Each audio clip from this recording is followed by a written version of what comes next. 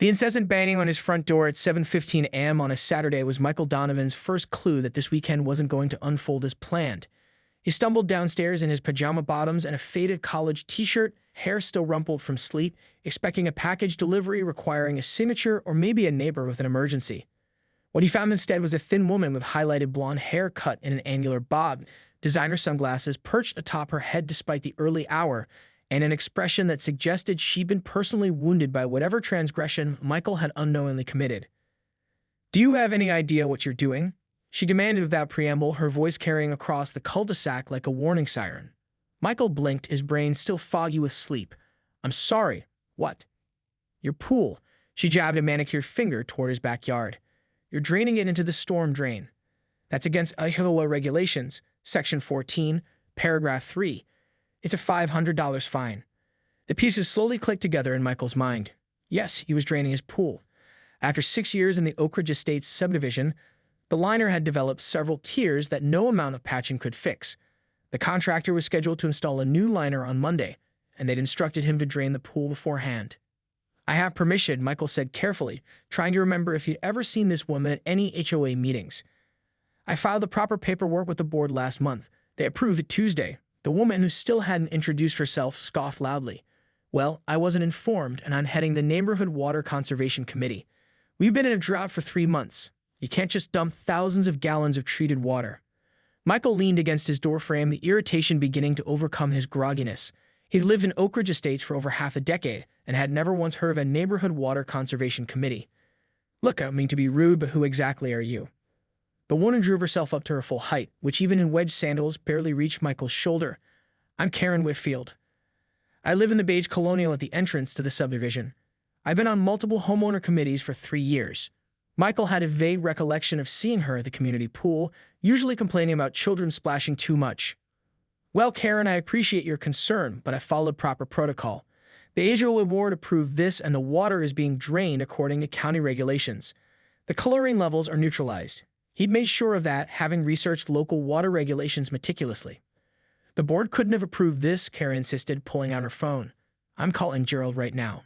Gerald Matthews was the HOA president, a retired engineer with a reasonable approach to neighborhood management. Michael felt a flicker of unease. It dealt with Gerald directly on the pool matter. But what if there had been some miscommunication? "Fine," Michael said, stepping back to grab his own phone from the entryway table. "I have the approval email right here." As Karen furiously tapped to her phone, Michael's neighbor Dave emerged from his garage across the street, coffee mug in hand. He gave Michael a sympathetic glance before calling out, "Morning troubles?" "Apparently I'm committing some kind of water crime," Michael replied dryly. Karen whirled around. "This affects everyone. Property values, water bills." "Is this about his pool?" Dave interrupted, walking over. "Because Gerald mentioned it at poker night last week, said everything was squared away properly." Karen's eyes narrowed. "Well, I wasn't informed, and as the head of the Water Conservation Committee," Dave finished, exchanging a look with Michael. "Funny, because my wife is on the board, and I don't recall them ever establishing such a committee." And that's when Michael began to suspect that this Saturday morning drama was about to become much more complicated than a simple pool drainage dispute. Michael spent the remainder of Saturday morning in a state of bewildered irritation, after Karen had stormed off promising that this isn't over and that he would be hearing from the board officially. He'd invited Dave in for coffee. The two neighbors sat at Michael's kitchen island, watching through the window as the pool slowly emptied. "I've lived here 4 years," Dave said, cupping his mug between his hands. "Never once heard of a water conservation committee." Jen would have mentioned it. His wife Jennifer served as the HOA board secretary and kept meticulous notes of every meeting. "Do you think she's just confused?" Michael asked, trying to be charitable. "Maybe she's on some other committee and got her wires crossed." Dave's expression suggested he didn't believe that for a second. Karen moved in about 18 months ago.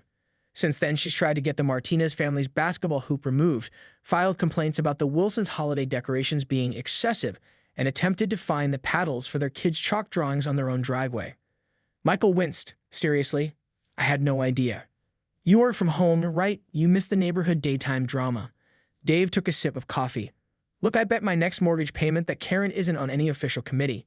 Jen says she shows up to every HOA meeting with a list of infractions she spotted, but she doesn't have any actual authority." The more Michael thought about it, the more Dave's assessment made sense. He'd attended a few HOA meetings himself, And while he vaguely remembered seeing Karen present impassioned arguments about various neighborhood issues, he couldn't recall her ever being introduced as a committee head. So what's her game? Michael wondered aloud. Why pretend to have authority she doesn't have? Dave shrugged. Some people just like control. And if you act confident enough, most people won't question you. Michael felt a surge of determination. Well, I'm questioning her, and I'm going to get to the bottom of this. After Dave left, Michael fired up his laptop and began what he called Operation Karen Investigation. First, he pulled up the HOA bylaws, which he'd saved when he bought the house. He searched for any mention of a water conservation committee. Nothing. He reviewed the list of current committees from the last meeting minutes Jennifer had emailed to all residents. A landscaping committee, an architectural review committee, a social committee, but nothing related to water conservation. Next, he searched his email for Karen Whitfield and found exactly 3 community-wide emails that included her in the recipient list, but none where she was the sender or was referenced in an official capacity. Curious now, Michael opened the neighborhood Facebook group and searched for her name. The results were illuminating. Over the past year, Karen had posted dozens of comments, many of them complaints about various residents' behavior or property maintenance. In March, she posted a long rant about water usage, suggesting the creation of a committee to monitor irrigation and pool maintenance during the drought. But the post had received only 2 likes and several comments, tactfully suggesting this fell outside the HOA's purview. By mid-afternoon, Michael's phone buzzed with a text from Gerald, the HOA president. Michael, got a call from Karen Whitfield about your pool. Told her your drainage was pre-approved and done properly. She seemed quite upset. Is everything okay? Michael quickly typed back. She showed up at my door this morning claiming to be head of a water conservation committee and threatened me with a $500 fine. Does such a committee even exist? Gerald's response came quickly. No such committee exists. Karen has expressed interest in creating various enforcement groups, but the board hasn't approved any of them. She has no authority to issue fines. I'll call her to clarify. Vindication washed over Michael. He stepped out onto his back patio where the pool was now half drained, the water level dropping steadily. He snapped a photo and posted it to the neighborhood Facebook group with the caption, "Pool renovations starting Monday. Board-approved drainage in progress. Thanks to Gerald and the HOA for making the approva." Michael stepped onto his front porch just as the trio reached his driveway. Gerald, a silver-haired man in his 60s with the practical demeanor of someone who'd spent decades solving engineering problems, nodded a greeting. Jennifer, clipboard in hand and her dark hair pulled back in a practical ponytail, gave Michael a subtle eye roll that Karen couldn't see. Karen, however, was all triumphant energy. She clutched her folder like it contained state secrets and marched up to Michael's porch steps. I brought the board to address this situation properly, she announced as if she'd done Michael a favor. Gerald cleared his throat. Actually, Karen, as I explained on the phone, we're here to clarify a misunderstanding. Karen waved her folder. I have documentation proving. May we come in? Jennifer interrupted smoothly. This would be better discussed sitting down. Michael gestured toward his living room. Of course. Once they were seated, Karen perched on the edge of the sofa as if afraid to get too comfortable. Gerald took control of the conversation. Michael, I want to apologize for the confusion this morning. The board fully approved your pool drainage. You followed every regulation correctly. Karen's face flushed. But the water conservation. Karen, Gerald said firmly, as I explained earlier, there is no water conservation committee in our HOA. While we appreciate residents who are concerned about community issues, you cannot represent yourself as a committee head or board member when you're not. And you absolutely cannot threaten people with fines, Jennifer added, her tone professional but unyielding. Only the board can assess fines and only after a formal review process. Karen's eyes narrowed. I never said I was on the board. Michael leaned forward. You said you were heading the Neighborhood Water Conservation Committee and that I was violating Section 14, Paragraph 3 of the HOA regulations. You threatened me with a $500 fine. There is no Section 14, Paragraph 3 about pool drainage, Jennifer noted, tapping her clipboard. I reviewed our bylaws before coming over. Karen opened her folder and pulled out several printed pages. I have my own copy of the regulations right here, and it clearly states. Gerald held out his hand. May I see that? Karen hesitated before handing over her documentation. Gerald adjusted his reading glasses and examined the papers, his expression growing increasingly perplexed. Karen, these aren't our HOA bylaws, he said finally. The header says proposed amendments to Oak Ridge Estates guidelines, and they're dated 3 months ago. These were never adopted. Jennifer leaned over to look. Those are the draft proposals you submitted at the April meeting, Karen. The board reviewed them and voted not to implement them, remember? We discussed this at length. Michael watched as Karen's confident facade began to crack, but they should have been adopted. Our community needs stricter regulations to maintain property values. Everyone's just doing whatever they want. That's not accurate, Gerald replied calmly. We have reasonable regulations that balance community standards with homeowners' rights. Your proposals were considered too restrictive, and creating a water conservation committee with enforcement powers would require a community-wide vote, Jennifer added. It can't just be decided by one person. Karen's cheeks flamed red. So you're just going to let him waste thousands of gallons of water during a drought? Michael had been quiet, but now he spoke up. Actually, I researched this thoroughly. The water is being drained according to county regulations. The coloring content has been neutralized, and the storm drain on our street feeds into the municipal water treatment system, not directly into any natural water source. Gerald nodded approvingly, which is exactly why the board approved your request. Furthermore, Michael continued, feeling more confident, after our encounter this morning, I called the pool contractor and asked about alternatives. They informed me that what I'm doing is actually the recommended approach. Draining into the sewer system is proper procedure. Karen stood up abruptly. Well, clearly I'm wasting my time here if everyone's going to gang up against me. Nobody is ganging up on you, Karen, Gerald said, his tone gentle but firm. But you need to understand that you can't appoint yourself to positions of authority or invent rules that don't exist. Jennifer stood as well. As board secretary, I'm officially requesting that you stop representing yourself as having any authority to enforce HOA rules. If you continue, we'll have to take formal action. By Sunday morning, the story of Karen's false authority had spread through Oak Ridge Estates like wildfire. Michael woke to a string of text messages from neighbors he barely knew, expressing variations of, "Can you believe Karen? And did she really try to fine you?" He made himself coffee and wandered out to check on his pool, which was now almost completely drained. The contractors would arrive tomorrow, and despite the drama, his renovation was still on schedule. Small victories. His phone buzzed with a call from Dave. "Dude," Dave said without preamble when Michael answered. "The neighborhood Facebook group is blowing up." Michael groaned. "Please tell me someone didn't post about yesterday." Jennifer didn't name names in her posts, but she reminded everyone that only the board can enforce regulations and issue fines. Then Karen went nuclear in the comments. Michael pulled up the Facebook group on his laptop while still on the phone. Jennifer's post was diplomatic, simply clarifying HOA procedures and reminding residents to check with the board if they received any fine notices or enforcement actions from individuals. Karen's response, however, was anything but diplomatic. In a sprawling all-caps comment, she had accused the board of negligence and allowing property values to plummet through lax enforcement. She claimed to have documented dozens of violations, that the board refuses to address, and ended with a call for residents to demand better leadership or watch their investments suffer. "Wow," Michael said, scrolling through the avalanche of responses. Most were firmly on the board's side, with several residents sharing their own Karen stories. The Paddles confirmed she had indeed tried to ban their children's chalk drawings. The Martinez family posted a photo of their basketball hoop with the caption, "Still standing, still not against any rules." Even the Wilsons weighed in, promising their Christmas display this year would be bigger and brighter than ever. "It's like the neighborhood finally found its common enemy," Dave said, a hint of amusement in his voice. "I almost feel bad for her," Michael admitted. "Almost." "Don't." Jen says Karen's been making board members' lives hell for months, always demanding personal information about other homeowners, insisting on access to private compliance records, even showing up at people's doors claiming to conduct official inspections. Gerald's been too nice to shut her down completely. Michael winced. "Sounds like my experience wasn't unique." "Not by a long shot. Listen, we're having a barbecue this afternoon. Nothing fancy, just some neighbors getting together. You should come." After saying goodbye to Dave, Michael spent the morning catching up on work. Around noon, his doorbell rang. Bracing himself for another confrontation, he was relieved to find his elderly neighbor, Mrs. Chen, standing on his porch, holding a potted plant. "I heard about your trouble with that woman," she said, handing Michael a plant. "Chinese evergreen. Very hardy. Good luck." Before Michael could properly thank her, Mrs. Chen was already heading back to her house, waving away his gratitude. At 3 o'clock, Michael headed to Dave and Jennifer's backyard barbecue. He was surprised by how many neighbors he recognized and how many he didn't.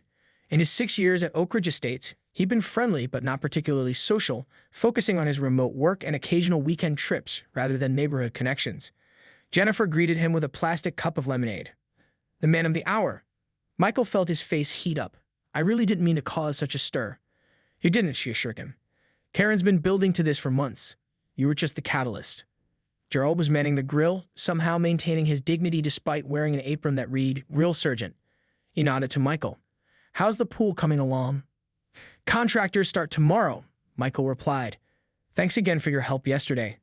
Gerald flipped a burger, part of the job. Though I have to admit, I've never had to deal with someone quite like Karen before. The Martinez family waved Michael over to their table, and soon he was deep in conversation with people who'd been living alongside him for years, but whom he barely knew. The paddle's daughter taught him a complicated clapping game. Mrs. Chen arrived with a tray of homemade dumplings that disappeared within minutes. As the afternoon wore on, Michael found himself repeatedly telling the story of Karen's Saturday morning ambush, each retelling met with head shakes and knowing looks. Everyone, it seemed, had a Karen story. "She tried to measure my grass with a ruler," Mr. Wilson said, gesturing with his beer. "Claim it was a quarter-inch over regulation height. She left a note on my door about my unapproved wind chimes," Mrs. Martinez added.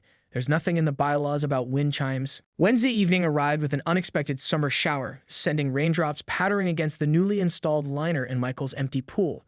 The renovation had gone smoothly, the contractors finishing ahead of schedule and complimenting him on how thoroughly he prepared.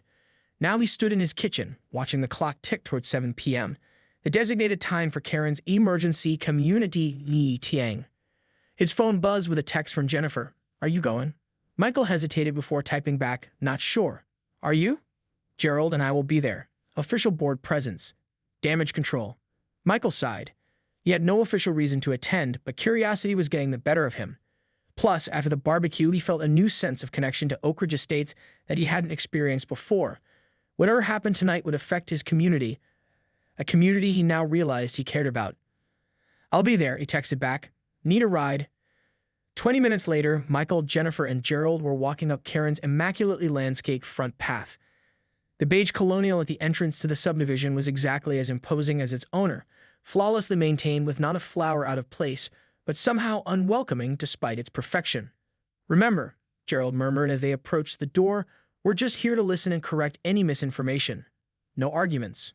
Karen answered the door wearing a crisp blouse and pearls, as if this were a formal business meeting rather than a neighborhood gathering. Her smile faltered momentarily when she saw Michael, but she recovered quickly. "Welcome to my home," she said, stepping aside to let them enter. "Refreshments are in the dining room. We'll be in shortly." Michael was surprised by how many people had shown up. The Martinezes were there, along with the Wilsons, the Paddles, and at least a dozen other families he recognized from the barbecue. Dave waved from across the room, where he was examining Karen's collection of decorative plates with exaggerated interest. "Quite the turnout," Michael observed. Jennifer nodded. "I think people are curious. Or maybe it's the promise of free refreshments." The refreshments, as it turned out, were an elaborate spread of finger sandwiches, fresh fruit, and pastries, all arranged with military precision on matching platters. Karen circulated through the room, clipboard in hand, asking people to sign in and take information packets from a stack on the console table. Michael flipped through his packet, a meticulously prepared binder containing printouts of HOA bylaws. The actual ones, he noted with relief, highlighted sections of county ordinances and Karen's own detailed proposals for community improvement initiatives. "She put a lot of work into this," he whispered to Jennifer, who was examining her own binder with raised eyebrows. "That's always been the thing about Karen," Jennifer whispered back. "She's not wrong about everything. She just goes about it all wrong." At 7:15 sharp, Karen called the meeting to order by tapping a spoon against a crystal water glass. The room quieted as she positioned herself at the front, next to a presentation easel covered with a cloth. "Thank you all for coming," she began, her voice carrying the practiced cadence of someone who'd rehearsed extensively. "I've called this meeting because I believe Oak Ridge Estates stands at a crossroads. For too long, our community has suffered from inconsistent enforcement of standards, resulting in declining aesthetics and potentially reduced property values." She pulled the cloth off the easel to reveal a series of photographs, close-ups of various violations around the neighborhood. The Martinez basketball hoop, the Wilsons' holiday decorations from last year, Mrs. Chen's wind chimes, and to Michael's surprise, his pool mid-drainage. "These are just a few examples of the issues our current board has failed to address," Karen continued. "Which is why I'm announcing my candidacy for HOA president in the upcoming election. It's time for leadership that takes our community's standards seriously." A murmur rippled through the room. Gerald, who had mentioned to Michael earlier that he'd been planning to step down anyway, seemed more amused than offended. Karen unveiled his second poster board, the Whitfield Plan for OAK Excellence. It listed her platform in bullet points, including strict enforcement of all bylaws, new conservation initiatives, and quarterly home inspections. The room remained uncomfortably silent as Karen detailed her vision. That vision that Michael couldn't help but notice involved a lot of restrictions, fines, and mandatory compliance checks.